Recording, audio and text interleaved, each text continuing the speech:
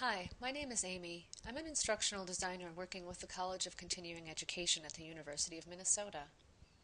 One of the things I really enjoy doing as a course designer is helping instructors use new teaching tools and methods. In this course demonstration, you'll see an example of how an instructor uses the database tool in Moodle to have the class create a collection of resources, one that they use for a final project. As you watch the demonstration, keep in mind how these ideas may apply to your course. Here is an example of a database. The class created a database of resources, and they actually used those resources for their final projects. So they received instructions in the syllabus and a little guidance on how to use the tool here.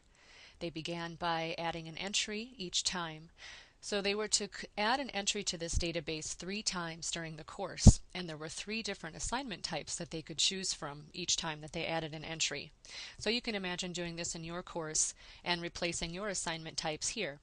So the first thing the student would do is decide what type of assignment they were going to complete, and then they would enter brief findings and the content depending on which assignment they chose. So they'd either write a review of an article, a summary of what they learned when they interviewed a professional, or what they learned when they did an evaluation of a performance improvement.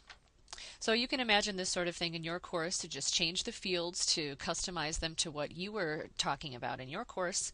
And you can also have them select certain topics that apply to their project here. And here again, you would just change those topics for your course. They enter their name, which was necessary for grading purposes in this course, but is also useful if a student finds something they really like from one of their classmates. They can then do a search and find something else from that classmate. So let's take a look at how the search feature works in the database tool. What's really nice is when you identify topics or identify resource types or assignment types, then you can search against those fields. So if I wanted to find all of the items that my class added that had to do with the business case and outcome metrics, I could choose those 2 topics, save settings, and then I would receive a list, 19 of the 52 items that had to do with those topics. Let's take a look at what the fields look like and how the database is set up before the entries are added. So this is something that a course designer or developer would do for you after having a discussion about what you want to build in your database and what it is you're trying to organize.